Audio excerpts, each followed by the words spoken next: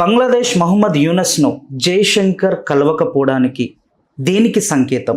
అసలు బంగ్లాదేశ్లో ఎన్నికలు జరుగుతాయా? ఒకవేళ అతను గెలిస్తే వారు తప్పదా అంటూ చాలా క్వశ్చన్లు అయితే ఉన్నాయి. ఈ విషయం పైన మాట్లాడడానికి మన ముందు ఉన్నారు కృష్ణకుమారి గారు. నమస్తే మేడం.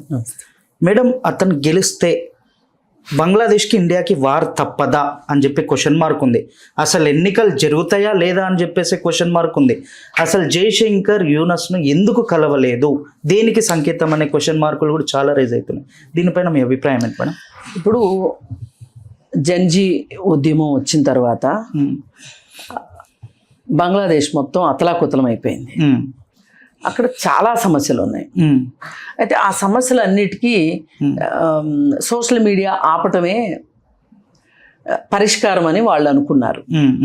అంటే యువత ఒకరికి కాంటాక్ట్లో లేకపోతే వాళ్ళు మనం ఏదైనా ప్రభుత్వానికి వ్యతిరేకంగా ఏదైనా ఒక నిర్ణయం తీసుకుని వీళ్ళందరూ కలిసి నెట్ ద్వారా మాట్లాడుకుని సోషల్ మీడియాలో మాట్లాడుకుని ఈ పోరాటాన్ని ఉధృతం చేస్తారు అనే ఉద్దేశంతో ప్రభుత్వాలు ఏం చేస్తాయంటే అల్లర్లు జరిగే చోట, గొడవలు జరుగుతాయి అనే అనుమానం ఉన్న చోట నెట్ తీసేస్తాయి. ఇప్పుడు మన కాశ్మీర్లో కూడా చాలా రోజులు నెట్ లేదు. అవును. అలాగే మణిపూర్లో గొడవలు జరిగినప్పుడు కూడా నెట్ లేదు. ఎందుకు మేడం? బయట విషయాలు తెలియొద్దనా? బయట విషయాలు తెలియొద్దని కాదు, ఇక్కడ అంతర్గతంగా జరుగుతున్నది ప్రపంచానికి తెలియకుండా ఉండాలి అని వాళ్ళ ఉద్దేశం. ఇప్పుడు మణిపూర్లో 3 మహిళల్ని నగ్నంగా ఊరేగించి వారిపైన అత్యాచారం చేస్తే వాళ్ళలో ఇద్దరు ఒకరు చనిపోయారు కూడా. ఆ విషయం బాహ్య ప్రపంచానికి చాలా రోజుల తర్వాత తెలిసింది. అక్కడ దాదాపు 53 రోజుల పాటు నెట్ లేదు. అక్కడ ఏం జరుగుతుందో బయట ప్రపంచానికి తెలియదు. లోపల ఉన్న వాళ్ళకి బయట ఏం జరుగుతుందో తెలియదు. ఉద్దేశపూర్వకంగా ప్రభుత్వం అండదండలతో గొడవలు చేసే వాళ్ళకి తప్పితే సామాన్యులకి ఎవరికి అసలు ఏ విధమైన కనెక్షను లేదు. ఒక ఊరిలో వాళ్ళు ఇంకొక ఊరిలో వాళ్ళని కాపాడుకోవాలన్నా, ఒక మతం వాళ్ళు ఇంకొక మతం వాళ్ళని కాపాడుకోవాలి అనుకున్నా అవకాశం లేకుండా అయిపోయింది. అది ఎవరో ఒక జర్నలిస్ట్ వల్ల ఈ వ్యవహారం బయటకు వచ్చి ఇది ఇక ఆ మణిపూర్లో జరుగుతుందంతా ప్రపంచానికి బట్టబయలైంది. అట్లాగే ఇప్పుడు కాశ్మీర్లో 370 ఆర్టికల్ 317 రద్దు చేసిన సందర్భంలో కూడా చాలా రోజుల పాటు నెట్ లేదు. వీళ్ళు ఏంటంటే మేము 317 రద్దు చేశాం కాబట్టి అసలు అక్కడ అంతా ప్రశాంతంగా ఉంది అని చెప్పి చెప్పదలుచుకున్నారు. నిజంగా అంత ప్రశాంతతే ఉంటే నెట్ కట్ చేయాల్సిన అవసరం లేదు కదా. అవును. అందుకని ఏంటంటే ప్రభుత్వాలు ఇలా వారిపైన తాత్కాలికమైన తెరని కట్టాలి అని అనుకుంటారు. తాత్కాలికంగా వాళ్ళకి వీళ్ళకి సంబంధ బాంధవ్యాలు లేకుండా చెయ్యాలి, ఒక ఇన్ఫర్మేషను అటు ఇటు వ్యాపించకూడదు అని అనుకుంటారు. ఇలా అనుకునే బంగ్లాదేశ్లో వాళ్ళు కూడా అసలు ప్రజల్లో ఏదో అసంతృప్తి ఉంది, ఈ అసంతృప్తి ఉద్యమ రూపంలోకి వెళుతుంది అని వాళ్ళకి డౌట్ వచ్చింది.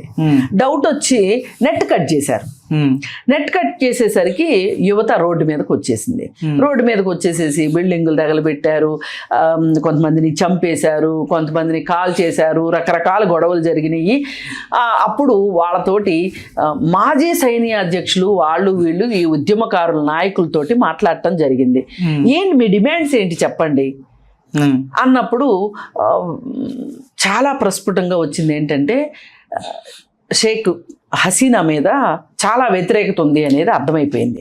అర్థమైపోయినప్పుడు ఆవిడ ఏం చేసింది అంటే మన భారతదేశం ప్రభుత్వాన్ని కాంటాక్ట్ చేస్తే మీరు రండమ్మా, మీకు మేము ఆతిథ్యం ఇస్తాము, మేము మిమ్మల్ని రక్షిస్తాము, రండి, మీకు సౌకర్యవంతంగా మిమ్మల్ని మేము మీకు ఏమంటారు దాన్ని ఒక ఆశ్రయం ఇస్తాము అని చెప్పి పిలిపించారు ఆవిడ్ని. పిలిపించుకుని ఇప్పటి వరకు ఆమె ఇక్కడే ఉంది. ఈ విషయం మీద బంగ్లాదేశ్ వాళ్ళు చాలా గుర్రుగా ఉన్నారు. భారతదేశం అంటే చాలా కోపంగా ఉన్నారు.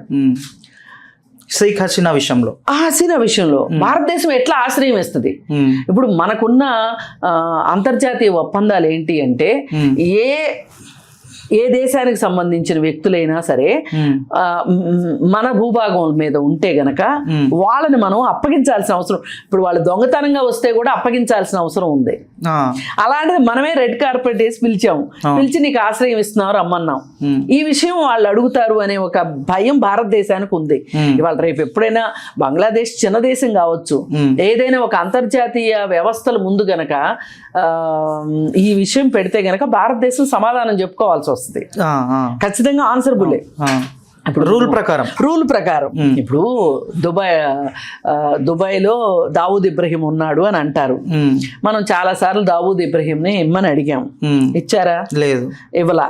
ఎందుకు అంటే అక్కడ పౌరసత్వం తీసుకున్నాడు. ఇప్పుడు మన దేశం నుంచి చాలా మంది ఆర్థిక నేరస్తులు వెళ్ళి లండన్లో సెటిల్ అయ్యారు. మరి చాలా మంది మన దేశంలో ఉన్న నల్లధనాన్ని తీసుకెళ్లి స్విట్జర్లాండ్ బ్యాంకులో పెట్టుకుంటారు. నిజానికి ఒక దొంగ తీసుకొచ్చిన డబ్బుల్ని దాస్తే దొంగతనమే అవుతుంది కదా. అవును. అలాగే ఒక దొంగతనం చేసి ఇక్కడ ఆర్థిక నేరాల్లో పాల్పడిన వాళ్ళు వెళ్ళి వేరే దేశంలో ఉంటే మరి మనం ఆ దేశాన్ని అడగొచ్చు. కానీ ఆ దేశాల్లో ఉన్న చట్టాలు ఎలా ఉన్నాయి అంటే ఇన్ని డబ్బులు కడితే గనక వాళ్ళకి పౌరసత్వం ఇస్తామంటున్నారు, ఆశ్రయం కల్పిస్తామంటున్నారు. అలా మన వాళ్ళు ఇక్కడ నేరాలు చేసిన వాళ్ళందరూ అక్కడ హాయిగా వెళ్ళి రెస్ట్ తీసుకుంటున్నారు లండన్లో. ఇప్పుడు మొత్తం 20-30 మంది ఉన్నారు మన దేశంలో. బ్యాంకులు మోసం చేసిన వాళ్ళు, ప్రజలను మోసం చేసిన వాళ్ళు వెళ్ళిపోయి అక్కడ కూర్చున్నారు. మా అందరూ చెప్పేది ఏంటి, విజయ్ మాల్యా గురించి చెప్తారు, చోహల్ మోస్కీ గురించి చెప్తారు, లలిత్ మోడీ గురించి చెప్తారు, ఇక్కడ చాలా మంది ఉన్నారు. అయితే కానీ షేక్ హసీనాని మట్టుకు మన ప్రభుత్వమే ఆశ్రయం ఇచ్చి ఇక్కడ ఉంచుకున్నది. దీని విషయం అయ్యి వాళ్ళు అడుగుతారు ఎప్పటికైనా. ఇప్పుడు ఖలీదాజీ చనిపోతే మన విదేశాంగ మంత్రి వెళ్ళాడు నివాళులు అర్పించడానికి. వెళ్ళినప్పుడు మరి ఏదైనా ఒక సమావేశం జరిగింది అనుకోండి ఈ ఇద్దరి మధ్యలో. ఇప్పుడు యూనస్ అన్న ఆయన ఎవరంటే ఈయన రామన్ మెగ్సెసే అవార్డు గ్రహీత, బాలల హక్కుల మీద వాటి మీద బాగా పోరాటం చేసిన వ్యక్తి. అందుకని ఆయనకు అంతర్జాతీయ పురస్కారం లభించింది. ఆయన మీద ఆ దేశ యువతకి ఒక నమ్మకం ఉంది, యూనస్ మీద, సమాజానికి సేవ చేసిన వ్యక్తి కదా అని. తాత్కాలికంగా ఆ దేశ ప్రభుత్వ బాధ్యతలు నిర్వహించడానికి ఆయనకు బాధ్యతలు ఇచ్చారు. వీళ్ళే ఒప్పుకున్నారు. Advisor టైపా madam? అడ్వైజర్ కాదు, ఇక ఆయన ఒక ప్రధాని అనుకోండి, ఆపద్ధర్మ ప్రధాని అనుకోండి, ప్రధాని అనట్లేదు కానీ ఆపద్ధర్మ ప్రధాని. ఇప్పుడు అంటే ఆ దేశానికి పెద్ద ఆయనే. ఇప్పుడు మన దేశానికి మోడీ ఎట్లాగో ఆ దేశానికి ఆయన అట్లా. మరి ఆ దేశం వెళ్ళినప్పుడు ఆయనతోటి మాట్లాడాలి కదా. మాట్లాడుకోకుండా ఈయన వచ్చేసాడు జయశంకర్, విదేశీ వ్యవహారాల శాఖ మంత్రి. ఎందుకు వచ్చేసాడు అని అంటే వాళ్ళు ఖచ్చితంగా అడుగుతారు, అడుగుతారని చెప్పేసి మాట్లాడకుండా వచ్చేసాడు. మాట్లాడకుండా వచ్చేసేస్తే ఇప్పుడు కొంతమంది ఏం మాట్లాడుకుంటున్నారంటే, ఇప్పుడు రేపొద్దున ఈ యూనస్ గెలిచాడు అనుకోండి ఎన్నికల్లో, అప్పుడు షేక్ హసీనాని మాకు ఇవ్వలేదు అని యుద్ధం చేస్తుందా బంగ్లాదేశ్ అని చెప్పి మాట్లాడుకుంటున్నారు. కానీ బంగ్లాదేశ్ అంత తెలివి తక్కువ పని అయితే చేయదు.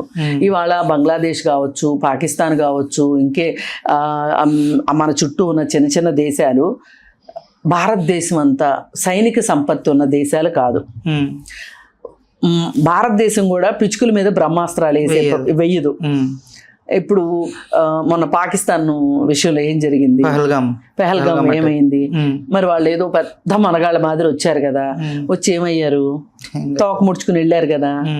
మరి అంతే అవుతుంది. బంగ్లాదేశ్ దగ్గర సైన్యం ఎంత ఉందండి మన భారతదేశంతో పోలిస్తే. కాకపోతే ఇవాళ అంతర్జాతీయంగా ఈ యుద్ధాల వాతావరణం ఏదైతే ఉందో, ఎవరితోటి స్నేహం చేస్తారో, ఇప్పుడు ఇదే బంగ్లాదేశ్తో ఇంకో పెద్ద దేశం ఏదైనా సహాయం చేసి మేము ఉన్నాం వెనకమాల వెళ్ళండి సై అంటే సై అన్నారు అనుకోండి. ఇప్పుడు పాకిస్తాన్కి ఎవరున్నారు వెనకమాల? అమెరికా సపోర్ట్ చేస్తుంది. అట్లాగే బంగ్లాదేశ్ కూడా ఇంకెవరన్నా ఏదన్నా పెద్ద దేశం సపోర్ట్ చేస్తే బంగ్లాదేశ్ యుద్ధానికి వస్తుందా అనేది ఒక ఆలోచన. కానీ బంగ్లాదేశ్ పరిస్థితి అలా లేదు. ఇవాళ బంగ్లాదేశ్ చాలా గడ్డు పరిస్థితిలో ఉంది. బంగ్లాదేశ్ ఆ పని చేసే అంటే వచ్చి ఏదో చికెన్ షాప్ ముందు వచ్చి కోడి తొడగొట్టింది అన్నట్టు ఉంటుంది. దిక్కివలసిన కోడి చికెన్ షాప్కి వచ్చి తొడగొట్టినందు అంటారు. చికెన్ షాప్ ముందుకు వచ్చి డాన్స్ చేస్తే ఏమైంది? బిర్యానీ అయితే బిర్యానీ అంతే. అందుకని వాళ్ళ పరిమితులు ఏంటో వాళ్ళ పరిధులు ఏంటో వాళ్ళకి బాధ అయితే ఉంది. షేక్ హసీనాని ఒక ఆశ్రయం ఇవ్వటం అనే దాన్ని వాళ్ళు జీర్ణించుకోలేకపోతున్నారు. ఆ క్వశ్చనింగ్ కోసమే కలవలేదని చెప్పేసి అంతే. ఇప్పుడు బంగ్లాదేశ్కి మేడం ఇండైరెక్ట్ గా పాకిస్తాన్ సపోర్ట్ ఇస్తుంది. పాకిస్తాన్ సపోర్ట్ ఇస్తే అమెరికా కూడా సపోర్ట్ ఇచ్చినట్టేగా మేడం? అట్లా ఉండదు ఇక్కడ.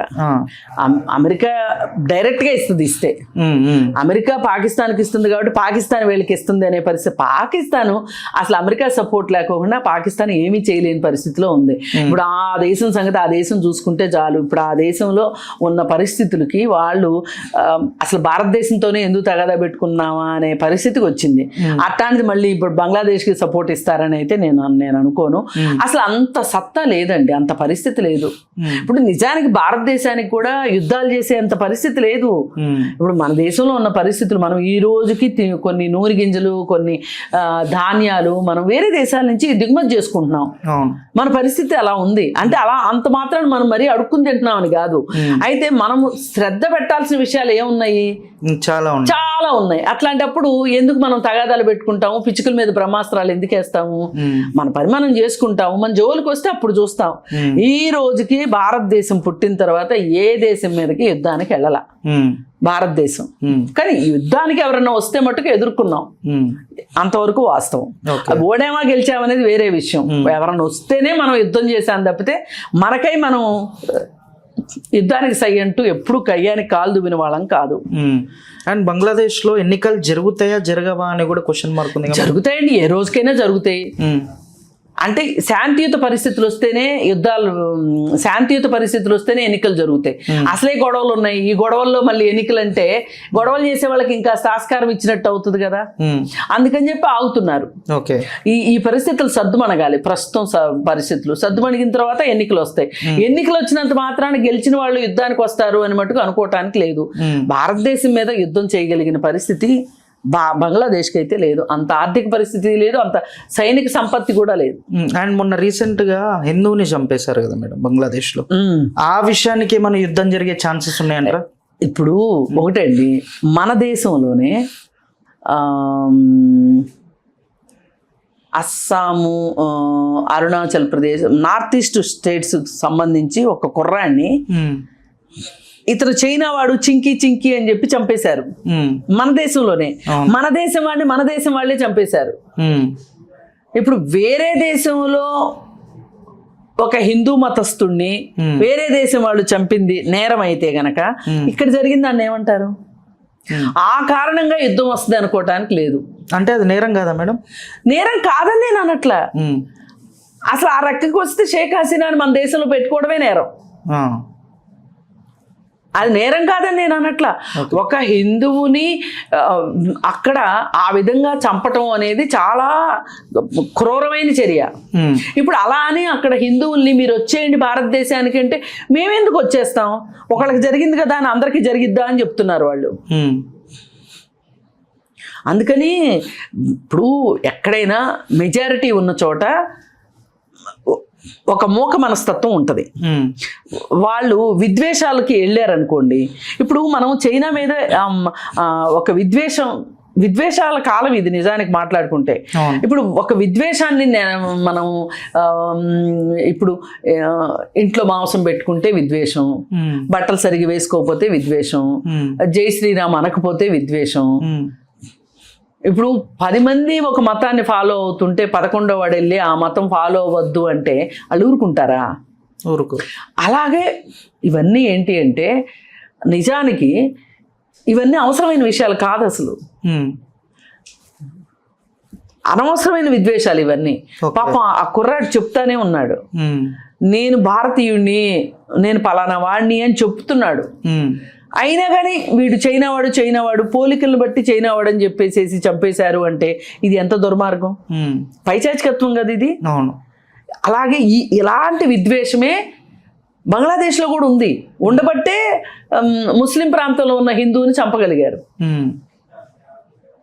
ఓకే. ఇప్పుడు చూడండి మన హైదరాబాద్లో కూడా ఒకప్పుడు మత కల్లోలాలు జరిగాయి. ఎన్టీఆర్ గారు వచ్చిన తర్వాత ఆపేశారు. మరి ఎట్లా ఆపగలిగారు కానీ ఆపారు. అంతకు ముందంతా ఏంటి, ఇప్పుడు మీరు ఓల్డ్ సిటీకి వెళ్ళి చూడండి, హిందువులు ఉంటారు, ముస్లింలు ఉంటారు, హిందువులు ఉంటారు, ముస్లింలు ఉంటారు. అప్పటిదాకా శుభ్రంగా బాగుంటారు. ఒక మొహరము అమ్మవారిది వెళ్తే గొడవలే కావాలని చేసేయి, మామూలుగా ఎందుకు చేయరు? ఇప్పుడు ముస్లిమ్స్ వెళ్ళి కొన్ని చోట్ల వీళ్ళే బోనం సమర్పిస్తారు. అలాగే ఇప్పుడు నెల్లూరులో మీరు చూడండి, రొట్టెల పండగ అని జరుగుతుంది. ఆ రొట్టెల పండగకి హిందువులు కూడా మొక్కుకుంటారు. ఇప్పుడు అజ్మీర్ ఉంది, అజ్మీర్కి అందరూ వెళ్తా ఉంటారు. గార్మికి హిందువులు వెళ్ళి కూడా తింటారు. గార్వీ ఫంక్షన్స్ జరిగినప్పుడు పిలుస్తారు, వెళ్తారు, తింటారు, అంతా బాగానే ఉంటుంది. ఇప్పుడు నేను ఓల్డ్ సిటీ సంగతి ఎందుకు చెప్తున్నానంటే, సాయంత్రం అయ్యే వరకు బాగుంటుందండి. పగలంతా వీళ్ళ ఫుడ్ వాళ్ళు తింటారు, వాళ్ళ ఫుడ్ వీళ్ళు తింటారు, వీళ్ళ ఇంట్లో వాళ్ళు కూర్చుంటారు, వాళ్ళ ఇంట్లో వీళ్ళు కూర్చుంటారు. ఎవడో ఒకడు కావాలని మత కల్లోలం రెచ్చగొడతాడు, అంటే విద్వేషం తీసుకొస్తాడు. తీసుకురాగానే పొలోమని వీళ్ళందరూ ఒక వైపు వాళ్ళందరూ ఒక వైపు అయిపోతారు. మళ్ళీ అప్పుడు కర్ఫ్యూ పెడతారు. కర్ఫ్యూ అయిపోయిన తర్వాత అమ్మయ్య కొంచెం సామాన్య పరిస్థితి వచ్చింది, సాధారణ పరిస్థితులు నెలకొన్నాయి అనుకున్నప్పుడు కర్ఫ్యూ తీసేయగానే మళ్ళీ వీళ్ళు బాగానే ఉంటారు. ఇది పరిస్థితి. అందుకని ఏంటంటే ఇవన్నీ తాత్కాలికమైన విషయాలు. కాకపోతే ఈ మధ్య కాలంలో వస్తున్న విద్వేషాలు ఏవైతే ఉన్నాయో ఇవి చాలా నిలకడగా విద్వేషాలు పునాది పడుతుంది బాగా. ఇది మంచిది కాదు, ఏ దేశానికి మంచిది కాదు, మన దేశానికే కాదు. అసలు ద్వేషం అనేది కరెక్ట్ కాదండి, విద్వేషం అస్సలు కరెక్ట్ కాదు. పీస్ఫుల్ అనేది ఉండాలి. నీ మతం నీకు ఎంత గొప్పది అనిపిస్తుందో రెండో వాడికి వాడి మతం అంతే గొప్పది అనిపిస్తుంది. అందుకే పరమత సంహనం అని చెప్పింది, లౌకిక తత్వం పెరగాలి అని చెప్పింది. ఎవరన్నా ఈ మాట చెప్తే వీడు సూడో సెక్యులర్ అంటారు. కానీ ఆ సెక్యులర్ అన్న మాటకి ఎంత మంచి అర్థం ఉంది. మనం ఎంత ప్రశాంతంగా గుండెల మీద చేతులు వేసుకుని నిద్రపోతాం. లేదు అంటే ఎప్పుడు ఏం గొడవ మొదలవుతుందో ఆ గొడవకి మనం ఏమి ఇబ్బంది పడతాము అనే ఒక భయం అయితే ఉంటుంది కదా. మనిషి భయంతో బతకటం కరెక్టా, ధైర్యంగా ఉండటం కరెక్టా? ఇప్పుడు రవీంద్రుడు చెప్పాడు, ఏ మనిషి అయితే నిర్భయంగా ఒక ప్రదేశంలో సంచరించగలుగుతాడో ఆ ప్రదేశం కావాలి ఏ మనిషికైనా అని. ఆ హక్కు అంటాడు ఆయన. నిర్భయంగా ఉండగలగాలి. నేను భయంతో ఎంతకాలం బతుకుతామండి? మరి ఈ విద్వేషాలు ఇలా ఉంటే భయంగా ఏమొస్తుంది? ఇప్పుడు నేను ఇక్కడికి వచ్చాను, ఇంటికి వెళ్ళాలి, ఇంటికి వెళ్ళే లోపు నాకు ఏదైనా జరిగిద్ది అంటే నేను ఇంట్లోంచి బయటకు వస్తానా? రాం కదా. భయం అనేది ఉంటుంది. అది సంగతి. అందుకని ఏదో జరిగిపోతుంది, అక్కడ ఎలక్షన్స్ జరగగానే గెలిచిన వాళ్ళు యుద్ధాలు చేస్తారని కానీ ఏమీ అనుకోవటానికి వీల్లేదు. అడప ఇలాంటి అసాంఘిక శక్తులు పెచ్చిరిల్లినప్పుడు కొంతమంది హిందువులు చనిపోతారు, కొంతమంది ముస్లిమ్స్ కూడా చనిపోతారు. ఒక చనిపోయిన వ్యక్తి ముస్లిమా హిందువా అని చూసే కన్నా ఒక మనిషి అని చూడటం కావాలి. మానవత్వం ఉంటే ఎన్ని ఉండవు, మానవత్వమే లేకుండా పోతుంది. అది కావాలి. నీకు ఏ మనిషికైనా పక్క మనిషిని చంపే హక్కు లేదు, కనీసం గాయపరిచే హక్కు లేదు. గాయపరిచే హక్కు లేదు అన్నప్పుడు చంపే హక్కు ఎక్కడి నుంచి వస్తుంది? ఈరోజు నువ్వు చంపుతావు, నీకు బలం ఉంది కదా అని, బలవంతుడిని అని. కొన్ని రోజులు పోయిన తర్వాత బలహీనపడుతుంది. ఆ మధ్య ఇప్పుడు ధూల్పేటలో ఒక డాన్కి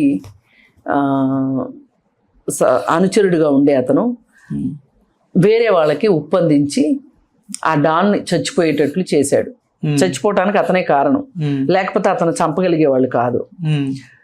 ఎవరైతే అనుచరుడుగా ఉన్నాడో అతన్ని దాదాపు 15 సంవత్సరాల తర్వాత ఆ చనిపోయిన డాన్ కొడుకు వచ్చి చంపేశాడు. ఈ మధ్య న్యూస్లో చూసాం మనం. ఒక రియల్ ఎస్టేట్ వ్యాపారిని చంపారు అని చెప్పి నడి రోడ్డు పైన నరికేశారు. పిల్లల్ని స్కూల్లో దింపి ఇంటికి వెళ్తుంటే చంపారు అని వచ్చింది. దాని స్టోరీ ఏంటి అనుకుంటున్నారు? ఆ చంపిన అతను ఎవరు అనుకుంటున్నారు? అప్పట్లో ఆ డాన్ కొడుకు. ఓహో. అంటే మనం ఇలా చెప్పాము అంటే డాన్ మనం సమర్థించినట్టు కాదు. Once you kill by someone you also kill by. అంతే. నువ్వు ఎవరినన్నా చంపితే వాళ్ళ చేతిలో నువ్వు చేస్తావు. అందుకని ఏంటి అంటే అంటే ఈ స్టోరీ అదా మేడం, మర్డర్ జరిగింది, మల్కా భూతగాథల విషయం కాదు. భూతగాథలు కాదు, ఆ, వాళ్ళ నాన్నని ప్రత్యర్థులు ఏ విధంగా అయితే ముక్కలు ముక్కలు ముక్కలు చేసి చంపారో, వాడు చచ్చిపోయిన తర్వాత కూడా వాడి నెత్తి మీద బండరా వేసి చంపాడు ఆ కొడుకు. వాడు బహుశా ఓ 10 ఏళ్ళు కూడా అయ్యి ఉంటాడు వాళ్ళ నాన్న చచ్చిపోయినప్పుడు. వాడు ఆ కక్ష పెట్టుకుని సినిమాల్లో చూసినవి మనం అనుకుంటాం, సినిమాలు ఎక్కడి నుంచో రావండి, వాస్తవాల నుంచే వస్తాయి. సమాజంలో జరిగే వాటి నుంచే సినిమాలు తీస్తారు. మరి అవసరమా? ఆ రోజు అలా చేయకుండా ఉన్నట్లయితే ఈ రోజు మంచిగా బతుకుండేవాడు కదా. అందుకని విద్వేషాలు ఎప్పుడూ కరెక్ట్ కాదు. ఈ విద్వేషాలను ఇంకెవరో వాళ్ళ ప్రయోజనాల కోసం మీలో విద్వేషాలు తీసుకొస్తారు. అందుకని సాధ్యమైనంత వరకు మనుషులుగా ఉండే పరిస్థితులనే మన చుట్టూ ఉంచుకోవాలి, మనం ఉండాలి.